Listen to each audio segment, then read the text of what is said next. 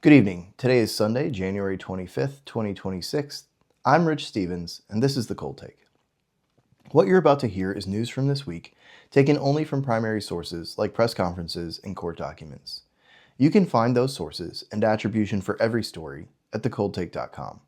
We begin in Minneapolis, where another ICE protester was fatally shot Saturday, January 24th. According to Minneapolis ICE head Greg Bavino, agents were conducting a targeted operation to apprehend Jose Huerta Chuma, whose criminal history includes domestic assault, intentional bodily harm, and disorderly conduct. The rest of this story is hard to tell because no matter what I say or how I say it, someone is going to be upset. Mayor Jacob Frey called the video of the incident, quote, more than 6 masked agents pummeling one of our constituents and shooting him to death, while referring to ICE operations as occupation and invasion. Bavino says that an individual approached Border Patrol agents with a 9mm semi-automatic handgun, and that when they attempted to disarm him, he violently resisted. A Border Patrol agent shot the subject, who had 2 loaded magazines and no identification. The governor maintains that ICE operations are a federal occupation that isn't about immigration enforcement. He called it a, quote, campaign of organized brutality against the people of Minnesota. There are videos from several angles and statements from the mayor, governor, DHS secretary, and President Trump at thecoldtake.com. In Washington, D.C., Wednesday, January 21st, the House Oversight Committee voted to refer Bill and Hillary Clinton to the House floor on the criminal charge of contempt of Congress. This comes after the Clintons did not appear before a scheduled congressional hearing last week. The Oversight Committee is seeking to interview the Clintons regarding the investigation into Jeffrey Epstein's business. Committee Chair James Comer wants to ask the Clintons about Epstein's alleged connections to the Clinton Foundation. Votes to refer both the former president and former Secretary of State to the floor were bipartisan, but neither was unanimous.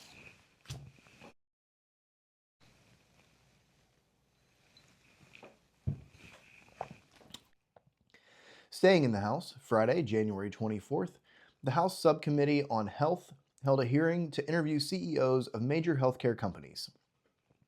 Representative Alexandria Ocasio-Cortez spoke to CVS CEO David Joyner, pointing out that CVS owns Aetna, Oak Street Health Clinics, and CVS Caremark, a company that negotiates the prices of pharmaceuticals.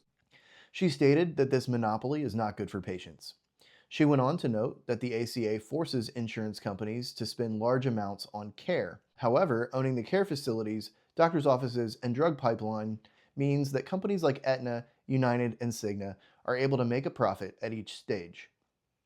You can watch her statements or the whole hearing at thecoldtake.com.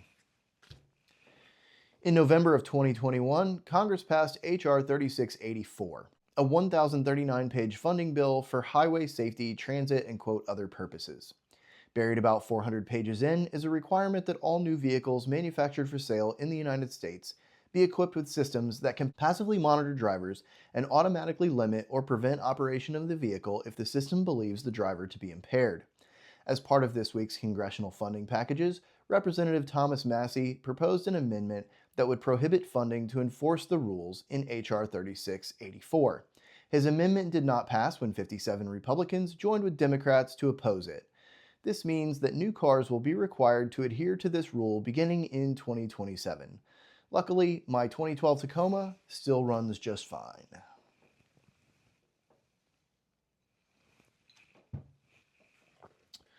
On April 10, 2025, the House of Representatives passed the Safeguard American Voter Eligibility Act, known as SAVE.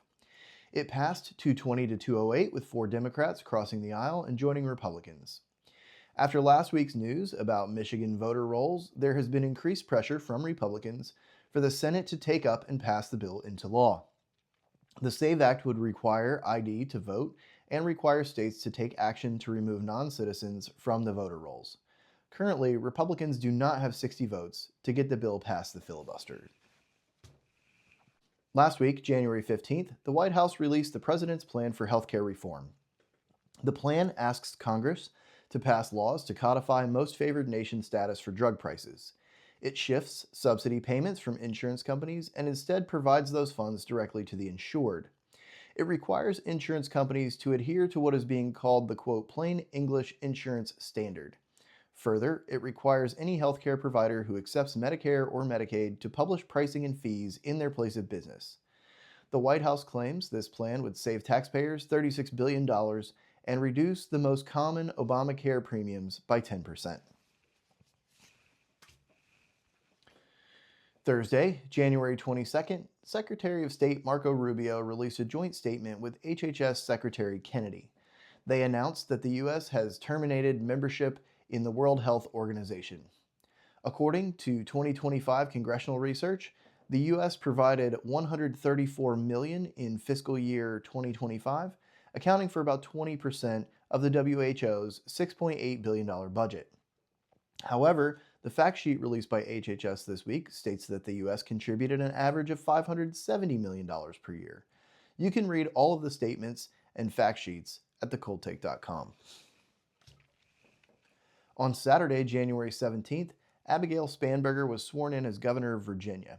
With control of both chambers of the legislature and the governor's office, Virginia Democrats have proposed legislation aimed at a wide variety of topics. One piece of proposed legislation would require election votes to be counted electronically and prohibit hand counting.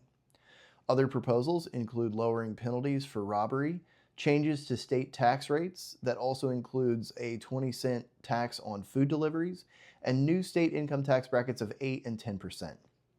They also propose to allow cities to outlaw gas-powered leaf blowers, an assault weapons ban, a $500 firearms suppressor tax, and prohibition on open carry are also on the table. You can read these bills and more at thecoldtake.com. Illinois governor signed HB 1836, known as the Clean Slate Act, into law. The law automates the process of sealing records for people convicted of theft, fraud, money laundering, drug possession, and other nonviolent crimes. Individuals will no longer have to apply or go through a legal process, and the records will be automatically sealed after 2 years for misdemeanors and 3 years for eligible felony convictions. The governor asserted that having a record sealed leads to an average wage increase of 22%.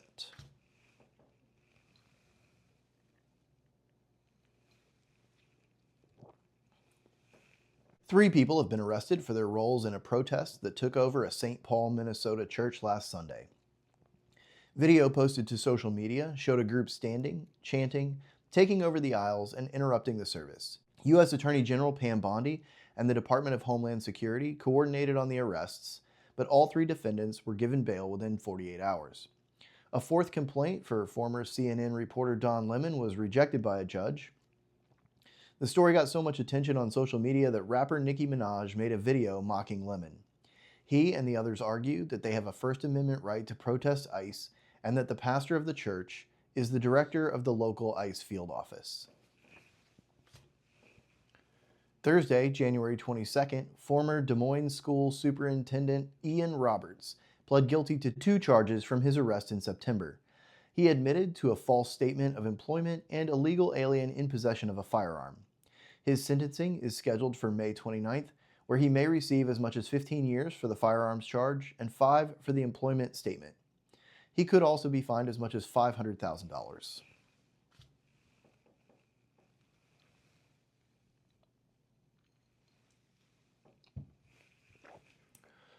Friday, January 23rd, the FBI held a press conference to announce the arrest of Olympic snowboarder Ryan Wedding. We told you in November about the arrest of 10 others involved in Wedding's drug trafficking operation. He's accused of shipping 60 tons of cocaine through California and into Canada, as well as witness intimidation and murder. The FBI said they worked with Canada, Mexico, Colombia, and Dominican Republic to arrest 36 individuals, including Wedding. His arraignment is expected to happen on Monday. You can watch the press conference and read about the drugs, firearms, and vehicles seized at thecoldtake.com. If you wait until April 15th to mail your taxes, they might be stamped April 16th and you will get a fine. Maybe. Let's talk about the post office. If you read the official release from the post office, they will tell you that postmarks have not changed since the move away from hand stamping mail. While that is technically true, the Postmaster General began closing and consolidating regional processing centers in 2012. The Postal Regulatory Commission says that if your mail is dropped more than 50 miles from the closest regional processing center, it will be stamped with the following business day's date. This is because it's stamped at the processing center, not at the post office. So if you need to wait until April 15th to mail your tax return, go to the post office, ask them to cancel the postage in front of you, and you'll be just fine. Markets continued a two-week slide, with the Dow losing about 0.5%, dropping 261 points to close at 49,098. The Nasdaq fell 14 points, closing at 23,501. The S&P 500 closed at 49.79, a drop of 25 points. Meanwhile, gold closed at another record high, ending the week at $4,979 per ounce. That's a gain of almost 8.5% this week. Shifting over to sports, in Australia, Novak Djokovic beat a guy whose name I won't butcher by mispronouncing it. Djokovic won in straight sets to take his 400th Grand Slam singles match. He's the first player in history to reach this mark. He's also the first player to have 100-plus wins on each of 3 surfaces. On the women's side, Naomi Osaka had to withdraw from the tournament due to an injury. And Djokovic is no joke. Finally, Monday night, January 19th, the Indiana Hoosiers met the Miami Hurricanes in Miami Gardens, Florida for the College Football National Championship game. Indiana led 10-0 at halftime and never trailed in the 27-21 win. It capped an undefeated 16-win season for the Hoosiers and brought the university their first football national championship. Congratulations to Heisman Trophy winner Fernando Mendoza, head coach Kirk Cignetti, and the 2026 NCAA football national champions, the Indiana Hoosiers. And like it or not, that's what happened. I'm Rich Stevens, and this has been a challenging edition of The Cold Take.